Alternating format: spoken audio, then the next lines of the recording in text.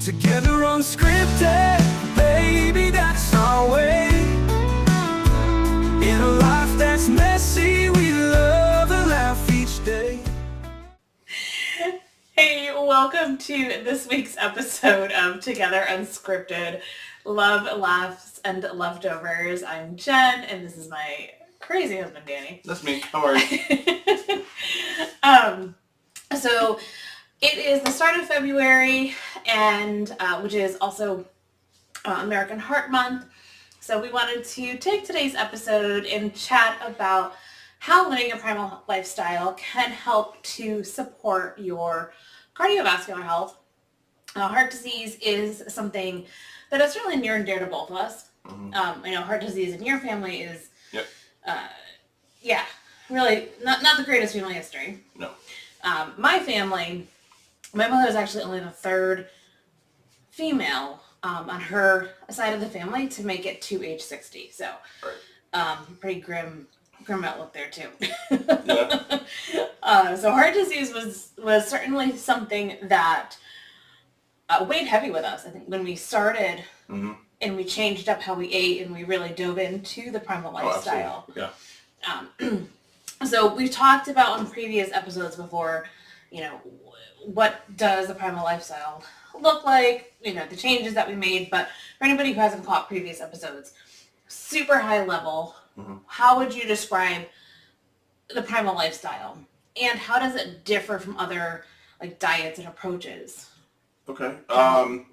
Primal lifestyle, the reason it made sense to me is that it wasn't just calorie counting. It had to do with eating real food.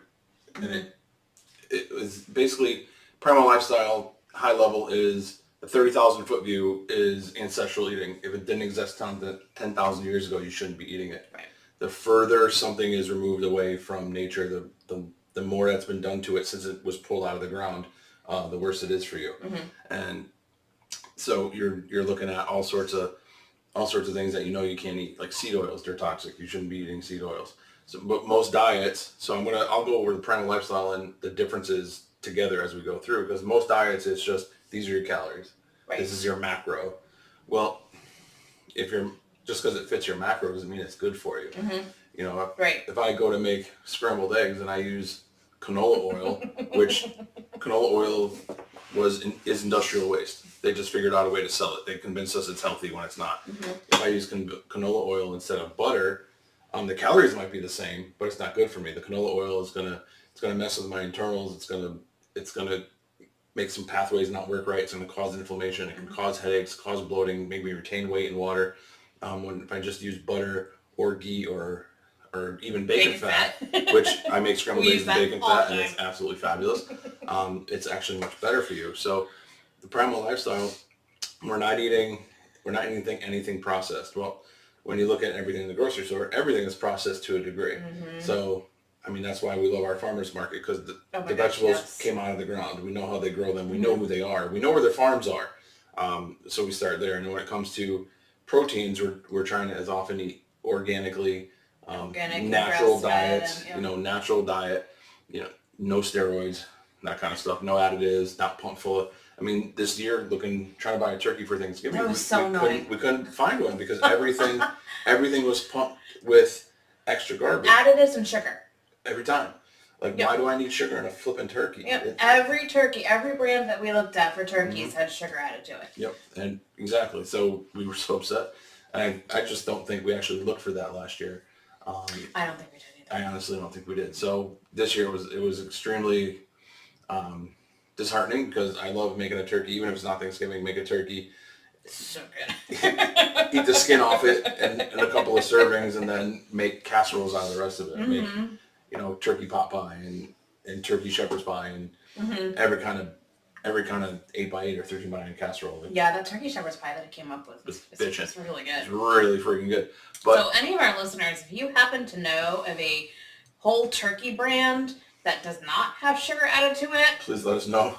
Please message us and let us know, because I'd love to cook a turkey. Exactly. But when it comes to heart health, every other diet goes by the adage of, if you don't eat red meat, which red meat is healthy. Oh, avoid eggs. Eggs are the best, absolute best protein you could put in your system. It is a perfect protein, has the fat and the protein, brain health, heart health. A lot of the advice I've been given over the past 5-6 decades is antithetical to what you actually should be doing.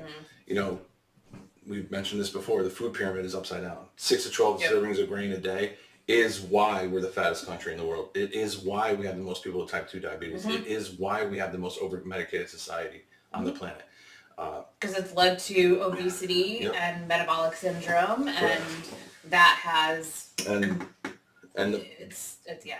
And completely when you derailed go our back, society. when you go back into history, the food pyramid was just an advertisement. And we've mentioned this before too. And the scientists that were working for the Department of Agriculture, because the Department of Agriculture wanted to sell more grain, they told them, if you put this food pyramid out, you're going to cause an epidemic of obesity and diabetes. And they did it anyway. And they lied about it and they covered it up. And people got paid off to lie. And what happened? Screwed our health over. So 50 years ago, a 300 or 350 cholesterol was considered normal. Correct. It's actually healthy. Now they want you to be at 150 to 190. 150 is chronically low. That's what's going to cause men to have low testosterone, and then 10,000 different disease states start. It's going to cause low estrogen in women. Same thing. It's going to cause problems there.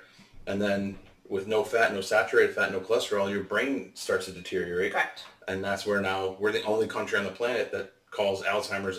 Every other country calls it type 3 diabetes because it's sugar in the brain. Correct. You're basically choking the brain out of what it needs. Your brain is 75% cholesterol. It's made of myelin. Myelin is 100% cholesterol. If you don't have cholesterol in your diet, your brain deteriorates. I mean, mine's messed up enough. I don't need to starve it of what it needs to work. Get into that today. But when you start looking at other diets, they're counting calories. They don't worry about food ingredients. With Primal, the primary thing you're looking at is which food ingredients. Yes. Calories are secondary. I don't know anybody who eats the way they're supposed to who needs to count the calories. If you eat organic proteins and basically vegetables, which is 99% of what we eat. Exactly. I don't know anybody who eats that diet who's fat. It's not possible because your body will be satiated. It'll tell you to stop eating. That is the type of protein you need, the type of energy you need, and you just live better. Yeah. That was one of the things that I really enjoyed about the Primal lifestyle is I didn't really have to worry about counting calories. Right. You know, I focused more on what I was eating and the quality of the food that I was eating and not having to count calories or points or this and that. I mean, making sure that I'm getting, enough protein in. But, I did count calories, but I did it specifically because I was trying to hit a minimum protein number and a maximum carbohydrate number. So when we first started, I was hell-bent on less than 50 grams of carbs per day, net carbs. And that's why in the first month, I think I lost 25 pounds. And I just shed all that water weight and it all came off. And then over time, when you start to get closer to your goal weight, you can have more carbs during the day. When you're at your ideal weight, you can do 150. And the biggest misconception is just, that's just keto. No. It's not ketosis. Keto is not a diet. It's something I can do in my body. It's a dietary state, metabolic state. The problem is most people who do keto, all they know is protein. So they'll have a 3-pound steak. They're not adding in the vegetables and the antioxidants. Correct. They're not adding in the fiber. Right. Yeah. They go for their 3-pound steak, a pound of bacon, and a glass of meatballs, and they think they're healthy. It doesn't make any sense. But when you look at the bacon they have is full of nitrates. That's no good. The beef they got is not grass-fed. It's not the best for you. The meatballs, by the way, the meatballs have grain in it. They have seed oils in it. They have sugar in it because of the way you made the sauce. I was just going to say, if you bought sauce off the shelf, most likely it has added sugar. So they're on the right track. It's just they don't have enough information to do it properly. So when you start looking at the food ingredients and you get rid of the chemicals, and then you worry about the calories, and then you realize you probably don't even have to worry about the calories once you get rid of all the chemicals. That's the massive difference that I've seen, I felt. Yes. I feel it. I sleep better. I have energy throughout the day. My stomach doesn't always hurt. My head doesn't always hurt. Yeah, definitely don't have that head bob. I don't have the serious joint pain. Like my elbows and my knees don't hurt like they used to all the time. So it's just when you read about what inflammation does, and then when you experience when your body experiences having less inflammation, you're like, oh, I remember reading that. Like, holy crap, they're not kidding. My elbows don't hurt anymore. My knees don't hurt anymore. It's just a massive shift in how you eat, and then it's a mind shift too, because when you start to feel the results, I mean, the easiest way to say it is when you know you're being poisoned, you don't want to eat it anymore. Correct. So and thankfully most people don't see it as poison because No. they've been conditioned that this is normal. It's not normal. If it could sit on the shelf in the grocery store for 4 years before you eat it, it's not food. Yeah, the longer the shelf life, the shorter yours.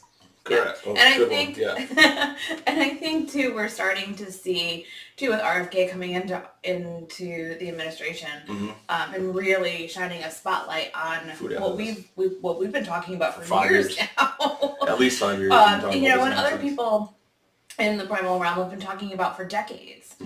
It's finally starting to get some national attention, which is great. It's good to see. I mean, it's still going to take generations to take all of this poison out of our food supply. A layer at a time. You got to do a layer at a time. I think hopefully we're moving in the right direction. I think we are. Yeah.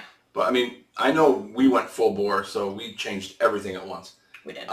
What are some simple everyday changes that couples can make to reduce their risk of heart disease, all while maintaining their lifestyle, their busy lifestyle like we were? We had 4 kids, we had 2 jobs, running around, activities all over the place. Yeah. So what's your advice there? I would say really do a pantry and a fridge purge. Take a look, because too, when we first started this, we thought we were eating pretty healthy. I mean, we definitely knew there were some foods in our pantry, like our Pop-Tarts and toaster strudels, that really weren't good. But other things, like the seed oils, we ditched those. We just threw those out. Once we realized how toxic they were and how bad they were damaging our bodies, basically at the cellular level. Once you learn how it's made, you don't want to put it in your system anymore. No. It's just but a pantry and a fridge purge.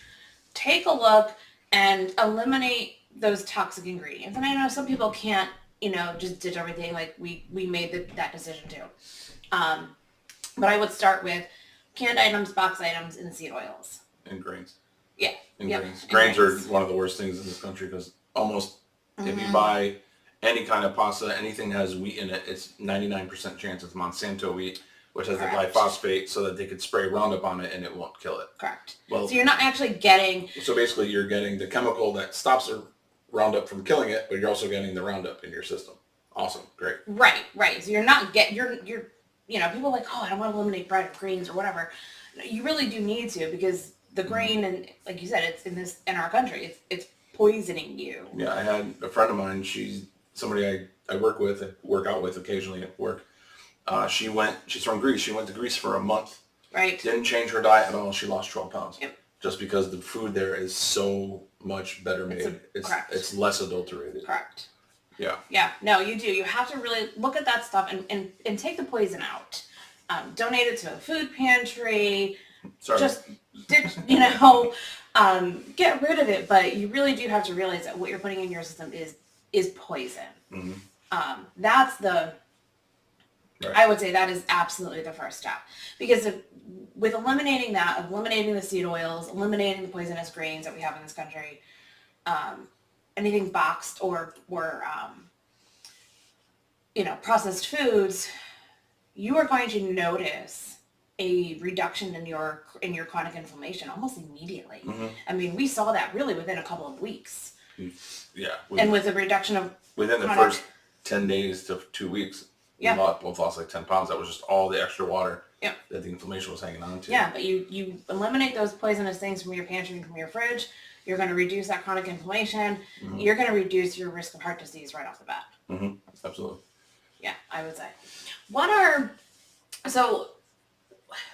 would you say, especially from a science background, what are some common misconceptions about heart disease that people really should be aware of, and how the primal, how us living the primal lifestyle will help support their cardiovascular health? Heart disease, most people now think it comes from saturated fat and cholesterol in your food.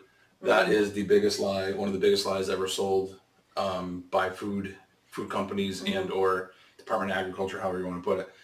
It doesn't come from cholesterol in your food. Does not come cholesterol in your body. Correct. You have so many pathways in your body that require cholesterol.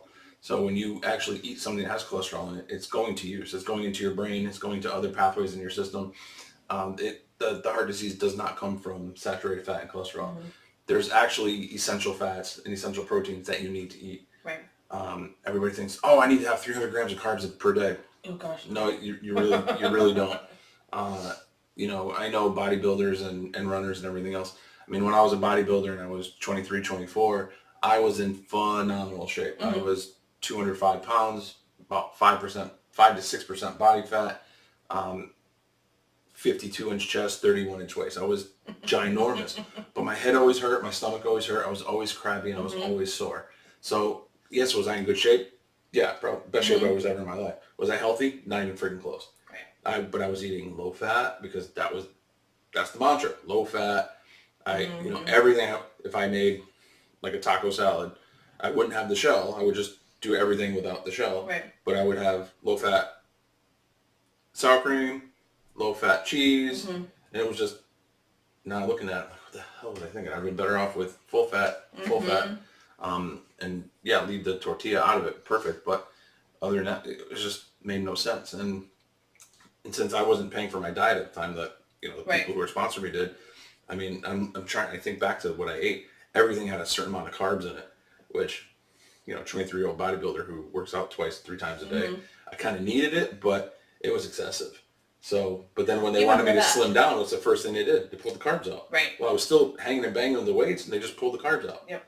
Well, that's what, and then everything would tighten up. So I got to the point where I just enjoyed when I slimmed down and I got to like 8 to 10% body fat, because I'm a show off and people noticed it. So, so I dish everything else, but I still wasn't eating 100% healthy. It was still low fat this, low fat that, chemical this, eat popcorn with the spray butter, and it's not even butter. It's it's butter flavored additive. It's just a chemical that tastes like butter. But in my head at 23, I'm like, it has no calories, sweet, and that's why I would eat it. So the biggest misconception about heart disease is where it comes from. It comes from foods that cause inflammation. It comes from the chemicals. It comes from the adulterated grains. It comes from the excessive sugar.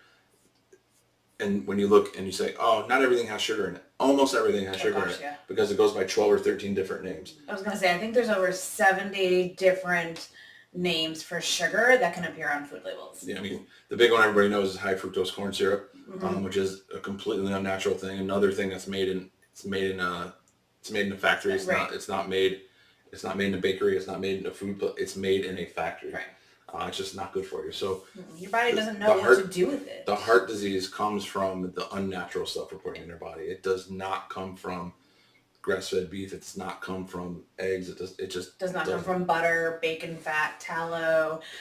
We've been told for generations that the bread with butter that you have before dinner, like, oh, you can't have that. It's just not good for you. Well, everybody told you it wasn't good for you because of the butter. Well, the reality is, eat the butter, leave the bread.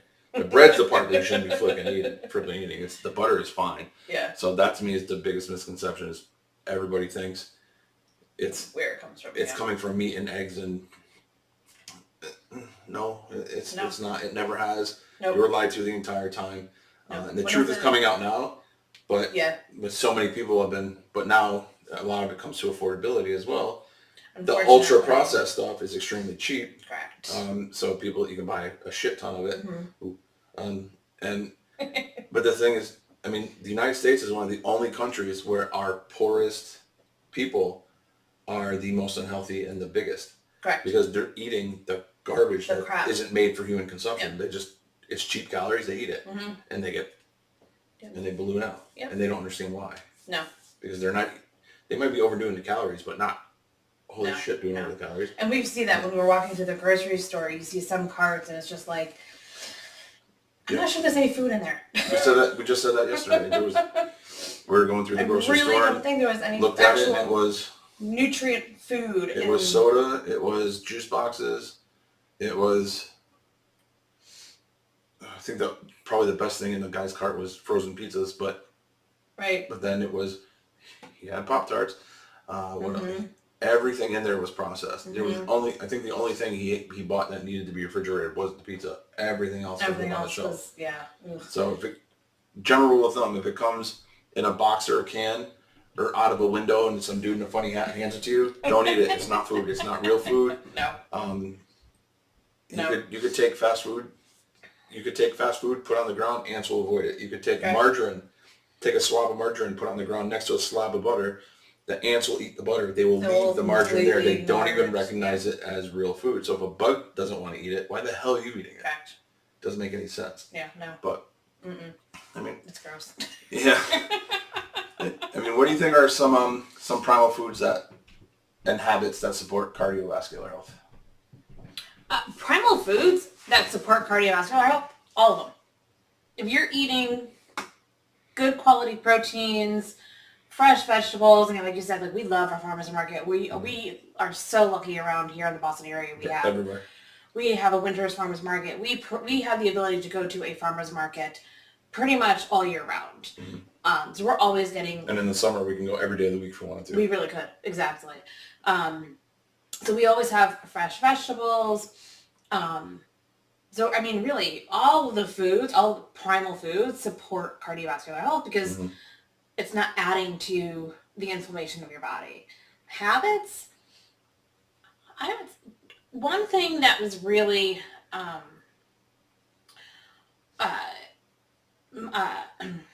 totally like losing the word, but when we started this, you know, I was working a desk job when we started Primal Lifestyle. So it wasn't just exercise, because I would exercise, but it was the daily movement. You know, our bodies are not meant to sit still. And so much of our society has a desk job. They're sedentary. Right. And that can also lead to an increased risk of heart disease. So it's being mindful of not just, you know, getting in your daily workout routine, but getting up and moving your body throughout the day. So like I had a standing desk. Even now, like I have an alarm set on my Fitbit to remind me every hour to make sure that I'm getting in a certain number of steps. So at 10 of the hour, if I haven't hit the steps, it buzzes, and it just reminds me to get up and walk around or go for a quick, walk around the building or whatnot. But just move throughout the day. Our bodies are not meant to be sitting still. So yes, you could be thinking that you're healthy. You might be thinking that you're eating right and you're working out at least once a day. But if you're not getting in movement throughout the day and you're working out in the gym in the morning and then you're spending 8, 9, 10 hours a day at a desk. And then you come home and you sit in front of your TV. Your workout in the morning, honestly, there's multiple didn't really do you any good. There's multiple studies that show that, if there's two guys, they're both 5'10", same build, same weight, same everything. One is sedentary all day and one does 15 to 20,000 steps per day. The one who walks the 15 to 20,000 steps per day is much less likely to have a heart attack. Correct. Same thing with lifting weights. If you have 2 6-foot guys that are both 300 pounds, both unhealthy, but one does resistance training 4 times a week, he's less likely to have an issue. So the exercise is part of it, but I think too many people use exercise to hide the bad diet. Yes. Like, you know what? I worked out yesterday. I'm going to have the pie. Or I'll just go for an extra run later. Well, if you're already 50 pounds overweight and you're calculating how many miles you have to run to eat the Danish, leave the damn Danish, just go for the run. Right. Like, my goodness, it doesn't make any sense how people convince themselves, I could do it. Or have a piece of in-season fruit. Like, there's so many other options. Have some in-season low glycemic fruit so it doesn't cause your insulin spike. If the fruit ends in the word berry, you're good. Yeah. Like blueberry. Any berries, blackberry, they're so raspberry, high in antioxidants. It's just, it doesn't spike the insulin. So there's so many ways to go about it. Unfortunately, we're an instant society. It has to be now. It has to be instant. I mean, people don't even cook anymore because they can just DoorDash every freaking day. And that, when you say, oh, well, I had a salad from here, so-and-so. Well, what dressing was it? Correct. I don't know. I got ranch dressing. Who made it? I don't know. So you don't know what the ingredients are. You don't know if it had the oils. You don't know anything. Most likely, it was cheap crap. It's cheap made with canola oil instead of made with real oils. So you think you're doing a good thing and you're having that salad, but then you're pouring poison over it. Then you're dousing it in something that you don't know what it is. So, I mean, that's why when we go to eat out, we're so OCD about what we're ordering. I won't order a salad if I don't know which dressing it is. Most of the time I'll just ask for olive oil and vinegar. That's it. That way I know they can't do anything to that. Correct. But when you make it versus somebody else, you can't control it. So it just, to me, I think a lot of people, oh, I went out but I ate healthy. You have no way to know. You didn't go in the kitchen. You don't see the ingredients they use. So you don't know what shortcuts they take or what cheap ingredients they're using. No. Unfortunately. Which is, you got to play that balance. So you don't want to never go out. You don't want to be miserable just because you're terrified. It does kind of come down to the 80-20 rule, but you have to, honestly, you're going out, you're better off ordering like the burger, no bun, and a side salad. That's actually what I had the other day. It's pretty fantastic. But when it comes to making healthier choices, how do you think couples can support each other, especially when one of the partners might not want to change or is a little resistant to it? Yeah, I think we were lucky because we both made the decision together to jump right in. But we've definitely had clients where the client is on board, but their spouse or the partner isn't. I think that you need to communicate to your partner that you are looking to make this change and tell them why. You know what? I really want to eliminate eating processed foods or eliminate grains. Pick one thing, maybe to start. And just communicate to your partner. I want to eliminate and stop eating this because it's going to reduce the inflammation. It's going to, I don't know, it's going to help me stop snoring. Exactly. I'm going to snore less.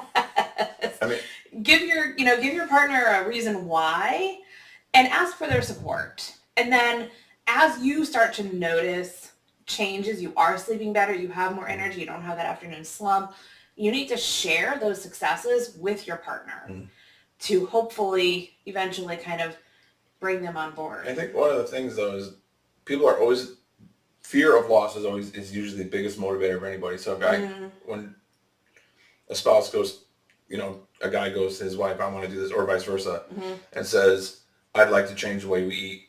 The first thing they're like, crap, that means I can't go to the bar and have wings, I can't have burgers. So I think the ability to be like, hey, listen, I found these recipes and I could tweak them a tiny bit and it'll be exactly the same. Yep. I'm just pulling the shit out. So we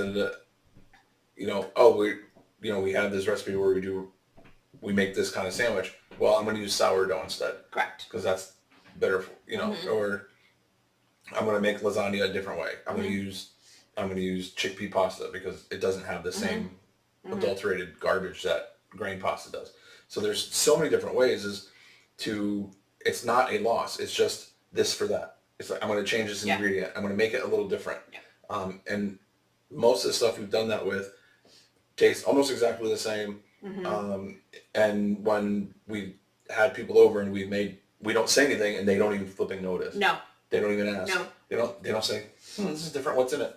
They don't ask. No, they really don't. We've hosted plenty of parties and picnics, and we still, there's a couple things that I would put out that are not like, normally primal, but the majority of the food that we put out when we have a party or we had a picnic is one so we could eat.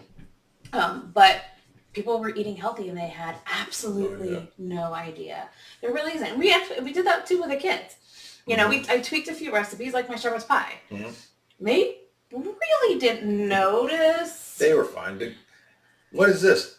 It's a white carrot. That's what we called parsnips for like 2 years until we actually said the word parsnips. We told them it's a white carrot. They said it tastes different, but I like it. Okay, great. And I swapped out the mashed potatoes on my shepherd's pie for mashed cauliflower. Yep. And I honestly had a fair amount of garlic to it, so they really did notice. It was a little thinner than mashed potatoes, but overall, they still ate it. They still ate it. They not just ate it, they destroyed it. It was like inhaled. They ate it so fast. My goodness. Most time, that's why we used to have to make them wait until we were sitting to eat, because we put the plates down, and before we'd sit down with our plates, they were asking for seconds. We hadn't even touched our food. There was one day where it was Casey. He's like, Dad, can I have more? And I realized that we didn't have much left in the pan. I just gave him my plate, and I went and made something else. I know. Oh my gosh, they were so little at that point. 10 or 11. The kid destroyed like 5 servings of dinner. Good Lord. And we had already changed over. So yeah. Nope. I started to make like 2 30 by 9s of certain dishes. Yeah. It got a little crazy. Yeah, But no, they ate much healthier, and they never realized. And the only thing we ever did different with them is we'd make our meal, but we would add a starch for them because they were very active. They were playing hockey and softball and here and there. We would still make potatoes. Like one of their favorite dishes is buffalo chicken potatoes. Yep. So we gave them regular potatoes and we did sweet potatoes. We did sweet potatoes, yeah. And it worked out fine. And I think that's something too that our clients appreciate is, when somebody starts to work with a coach or starts to go on a diet, like you said, it's the fear of losing out. They're more worried about the foods that they can't have or everything that they have to eliminate. But, we do, I think, a pretty good job of, when we are working with our clients, okay, you should eliminate seed oils because they are toxic. They add oxidative stress to your body. They increase inflammation. Here's what you need to use instead. Yeah, olive oil, ghee, butter, bacon fat. We're giving them, not only what they do need to avoid, but the why. And the what instead. Yep. And so many diets out there, it's just, well, you can't have this. Yeah, everybody thinks of diet as a restriction. That's why I hate the word diet. Right, I know. We don't have a diet. We have a way of eating. Correct. That most people don't understand or have seen before. But once they hear about it, they're like, oh, it makes complete sense. Holy crap. Or once they start eating it and eliminate those things, they see that difference pretty quickly. They feel better, yeah. They do. What has been your favorite part of the Primal lifestyle, or what has been your favorite, maybe even meal? Meals. Favorite part, let me go by favorite part of the Primal lifestyle. Favorite part would be having energy throughout the day, no brain fog, no crash. I hated that feeling at 10:30 in the morning, getting exhausted, going to have a cup of coffee, then having lunch, and at 3 o'clock in the afternoon, wanting to pass out again, just from the insulin spikes and crashes. That's my absolute favorite part, is steady energy throughout the day. Hardly ever, never get heartburn anymore. No. Ever. No. And when I do, I can fix it in a day. I don't take Tums or any of that crap. I could teach you guys how to do that. It's simple. No Nexium and all that garbage. It's just masking it. It's just masking. It's actually doing the opposite of what it should. True. If you do a tablespoon of apple cider vinegar and 12 ounces of water for a week, you won't have heartburn for 2 years. Not having heartburn, being able to sleep, having more energy, feeling more vital, going to bed, and having the energy for husband a lifetime. It's not a bad thing. Happens a lot more often. That's something else we do. Yeehaw, baby. Yay. So that's not a bad thing at all. And when it comes to my favorite meal, I don't know, everything we make, that's why trying a new restaurant scares me, because I know we cook better than most restaurants. So yes, I know. We have so many things that I enjoy eating. When we do surf and turf, good Lord, we mastered it. We need to do bacon wrap scallops real soon. Yeah, we do. We haven't had those in a hot minute. But as far as favorite meal, I really don't have, almost everything we make I enjoy. Yeah. Actually, everything we make I enjoy. It's just some things will knock your socks off. You'll take a bite and you'll be like, gosh dang, that's good. Basically the feeling you want to have every time you go to a restaurant, which doesn't always happen. But I enjoy that in the past 5 or 6 years that I've learned how to cook pretty well. I've mastered a few dishes, making creamy spinach, which is perfect with a steak and a this and a that. You've mastered steak. Steak in the oven, because steak on the stovetop and in the oven, because we do miss the grill. Hermit life, we don't have a grill. That's my biggest regret. We got to get out of here. I want to grill in the smoker and use the flat top. I think that would be my favorite part. As far as one meal, I don't think I have one. Yeah, what about you? We do make some really bitchin' food. Yeah, unreal. For sure. Yeah. My favorite part of the Primal lifestyle, I would say too, is the energy. The energy, being able to sleep better. Being in perimenopause, definitely still have some brain fog here and there, but it's not close to the same. It's not close to the same, but because and I feel like too, because we changed up how we eat much cleaner. I'm much more in tune to my body. So I recognize when brain fog might be setting in. So, and I have remedies to help fix it. Go inhale some peppermint or make a cup of peppermint tea. Those are some really quick fixes for brain fog. But yeah, the energy, the sleep, and yeah, we do make some really bitchin' food. Yeah, I just think it's funny because there was 2 or 3 days last week where generally at lunch I don't go at the same time every day because I'm always trying to take care of stuff at work and my crew and make sure everybody's good. Some days it's 11:45, some days it's 12:30. Today was 1:30. But last week there was 2 days specifically where I went down and folks I knew were having lunch invited me to sit with them. So we all had lunch together, and these are the same people I work with. 2 hours later, we're in a meeting. They're all dozing off, and I'm sitting there like, "Lou, let's go. Why is everybody tired?" And they're having, and I do the math. I'm like, "Oh, they ate 2 hours ago. Holy crap! This is their insulin crash because they all drink soda, they all eat bread, they are all having subs and grinders and whatever." As I'm eating my leftover dinner from the night before, which is, I think one day was pork, one day was steak, with some kind of vegetable. You had a lot of people that ask you too at work, like, "Where'd you go? Where'd you get that today?" Yeah, because I show up in my divided Tupperware and they think that I bought it from a restaurant somewhere. So I get that pretty often. It's kind of funny, like, "Ooh, where'd you get that from?" And when I answer my kitchen, they think I'm kidding. And then now they get it. They're like, "Man, you guys really know how to cook." It's pretty funny, and it's not hard. I feel like people, they're like, "Oh, I'm such a horrible cook," or "I don't know how to cook." Once you get the hang of it. It really isn't. I mean, when we first got together, you did breakfast, but the kids were worried if you were doing dinner. And then you did dinner, and the kids were scared shitless if you were doing breakfast. Correct. So. Correct. I was a short order cook, and you were the more refined cook, and now we could do both. Right, but you've gotten so much better, and it's Pinterest and watching some Food Network shows. And then whatever recipe I think we've gotten really good at taking a recipe where there's ingredients that we know we can't have, and figuring out how to make it, primalize it, and still keep the flavor and the texture. And I mean, yes, we used Pinterest a lot, but there was once or twice where Pinterest lied something awful, made it, and it looked like mud. One thing had blueberries, and it was black. It looked really gross. It looked really gross. It did not look edible. It looked like something you picked up off the ground that an animal left there 3 hours earlier. It was disgusting. I remember taking one bite. It actually tasted good, but I couldn't eat it. I'm like, I can't look at this. I threw it away. I couldn't do it. But when it comes to the primal lifestyle, you get used. It's just like everything else. It's a skill you have to learn. Yeah. You have to learn how to read the labels. Once you learn how to read the labels, then now you know what's in your cupboard. You can cook with everything. Correct. And then it's a matter of, oh, my mom's favorite recipe was, and I loved that as a kid. Crap, but I can't have it because she used flour. Well, what can I use? Well, there's other options. There's other things you can do. Yep. So. Yeah, absolutely. I mean, I'll take a recipe. Oh, like those Reuben balls that I made a few weeks ago. I mean, the recipe calls for flour and different things, and I made one little tweak to it, and they were, oh my God. Freaking good. Yeah, I could have eaten 50 of them in a shot. I would have been roly-poly that day, but that was really good. Those were really good. Yeah, they were good. So, yeah. And I think another thing, too, that people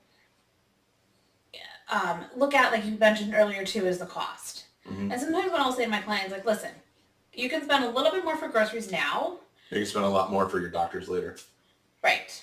So it's really expensive to spend a week in the hospital. Would you rather spend an extra dollar per pound of ground beef, or would you rather spend 10 extra grand at the doctors in 3 years? That's exactly it. You're going to spend a little bit more now, but what you're spending on groceries and making those lifestyle adjustments now is going to save you tens of thousands of dollars later on in medical costs and tests and crap and prescriptions. And so spend a little bit more now for for more longevity, or not even just longevity, for the quality of life as you get older. Yeah, I don't want to be a 65-year-old hooked up to an oxygen tank and an IV constantly. And no, I want to be a 65-year-old still going to the gym and making the 30-year-olds look stupid. That's what I want. We want to be grandparents that are able to run around with our kids and not be completely exhausted. And teach them things that our kids don't want them to know. That too. But I think people need to really, do a checkup. Do you want to feel better now, Mm-hmm. or stay where you are and Deal with health problems. Later, because it's going to happen. Yes. If you don't make changes, you're going to end up with a health crisis. Yeah, I just had this conversation with a gentleman last week where he's like, going through your pantry is hard, and learning how to recook is hard, and this is hard, and this is hard. I said, you know what's really hard? Surviving a triple bypass. That's really hard. Mm-hmm. Choose your hard. Do you want it to be hard that you have to learn how to avoid it? Or do you want to just coast in and then one day realize you're having a massive heart attack and need a triple bypass? Which one? Choose your hard. Mm-hmm. And he's like, geez, you have to say it like that. Like, well, I need to slap you with reality because you were bitching like a little girl. That's Give it. me a break. Choose your hard. Do you want to Yep. be a little more difficult now and then get used to it? Or do you want a major health scare and possibly never be the same? Mm-hmm. And I think that clicked in his head. Yeah. No, because with the New Year, some people are like, reach out for coaching, and they're like, oh, I can't afford it. Well, keep doing what you're doing, and you're going to land yourself in a health crisis. Mm-hmm. Like, we'll help you for free as much as we can, but if you want to work with us one-on-one and be in 24-hour contact and have a weekly phone call, I mean, that's a lot of our time. We can't do that for nothing. I would love to be able to do it for free for everybody, but I'm not independently wealthy. So, well, I hope you enjoyed this week's episode. Just learning more on how living the Primal lifestyle can help support your cardiovascular health with really just some very simple changes and learning some new habits. So if you are interested in learning more about our one-on-one coaching programs, our contact information will be down below. So feel free, guys, you can reach out to Danny and book a free consultation. Ladies, you can certainly reach out to me and book a free consultation. We would love to help you achieve not only better cardiovascular health, but just better overall health and wellness. Feel better in your own bodies, be able to have energy, sustained energy throughout the day, sleep better, be less irritable, and just feel better. Yeah, it's not all about the weight. I mean, it's not. We've talked about multiple times that I was scared of a heart attack. I wasn't worried about my waist size. I was worried about my heart health. Mm-hmm. So most people, I need to lose 10 pounds. Great, and that's a good goal. Let's get healthy first and worry about your weight on the scale second. Mm-hmm. The health comes first. The weight comes second. Totally. Absolutely. So thanks for tuning in. We'll talk to you soon. Have a great week.